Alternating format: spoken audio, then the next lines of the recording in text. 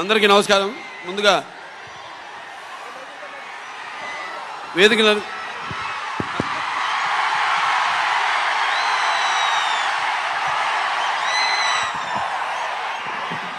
Thank you brother. ముందుగా వేదికలు అలంకరించిన మన తెలుగుదేశం పార్టీ జాతీయ అధ్యక్షుడు శ్రీ నారా చంద్రబాబు నాయుడు గారికి, అలాగే జనసేన పార్టీ అధ్యక్షులు పవర్ స్టార్ సోదరుడు పవన్ కళ్యాణ్ గారికి, అలాగే వేదిక మీద ఉన్న తెలుగుదేశం పార్టీ మరియు జనసేన పార్టీ నాయకులకు, అలాగే వేదిక ముందున్న తెలుగుదేశం పార్టీ మరియు జనసేన కార్యకర్తలందరికీ కూడా, అలాగే ఈ యొక్క ప్రజాస్వామ్య పరిరక్షణకు బద్ధకంకణులైన నా తెలుగు ప్రజలందరికీ, అలాగే అనుక్షణం నన్ను ఆశీర్వదిస్తున్న విజయానికి నీరాజన పడుతున్న నా తెలుగింటి ఆడపడుచులందరికీ, అలాగే యువతరానికి ప్రతినిధులు, నవతరానికి నాయకులు, భావితరానికి భారతదేశపు మహాశక్తి అయిన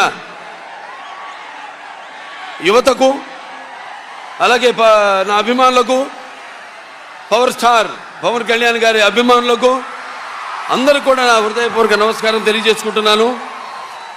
మరి ఆనాడు స్వర్గశ్రీ నందమూరి తారక రామారావు గారు పార్టీ వ్యవస్థాపకులు అన్నారు, తెలుగుదేశం పుట్టింది తెలుగు శ్రామికుడు చౌటలో నుంచి, కార్మికుడు కనిగిన కండరాల్లో నుంచి, రైతు కూలీల రక్తంలో నుంచి, నిరుపేదల కన్నీటిలో నుంచి, శ్రామికుడి కంటి మంటల్లో నుంచి, అనార్థుల ఆకందనలో నుంచి పుట్టింది తెలుగుదేశం అని.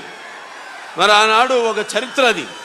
అంతకుముందు మనం చరిత్ర పుటల్లో ఏదో పుస్తకాల్లో చదివాము, ఎవరో చెప్తుంటే విన్నాము. ఏదో హరిశ్చంద్రుడు ఏదో తన భార్యని సత్య కోసం అమ్మేశాడనో, లేకపోతే శ్రీరామచంద్రుడు అన్న తన తండ్రి మాటకే కారణములు కేకారాడనో, లక్ష్మణుడు అన్నసేవకి అంకితమయ్యాడని, లేకపోతే పత్య దైవమని తరించిపోయింది సీతాదేవని, చాపకుడితో సమతను నేర్పాడు నాటి పలనాటి బ్రహ్మన్న,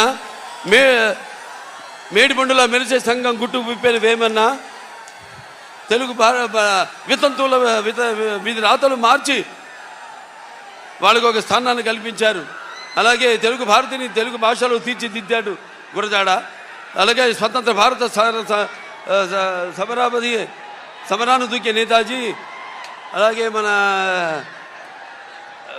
సత్యాగ్రహమే సాధనముగా స్వరాజ్యమే తెచ్చాను బాపూజీ, తెలుగు మన బ్రిటిష్ వారి గుండెని చూపించాడు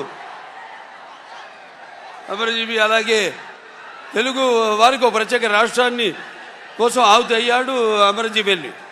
ఇలా చదువు కానీ మనం తర్వాత చూస్తే మన కళ్ళారా చూసి ఎన్టీ రామారావు గారి పార్టీ తెలుగుదేశం పార్టీని ఏర్పాటు చేయడం. అయితే ఆయన తీసుకొచ్చిన పథకాలు ఎన్నెన్నో విప్లవాత్మకమైన పథకాలు తీసుకొచ్చి రావడం జరిగింది. అలాగే వెనక అంతవరకు ఈ పదవుల్లో లేని, అధికారంలో లేని ఈ బడుగు బలహీన వెనకబడిన తరగతులు, అలాగే తాడిత పీడిత కులాలు, మైనారిటీలందరినీ కూడా చేయూతనిచ్చి తీసుకొచ్చి అధికార పీఠాన్ని మీద కూర్చోబెట్టిన మహానుభావుడు నందమూరి తారక రామారావు గారు.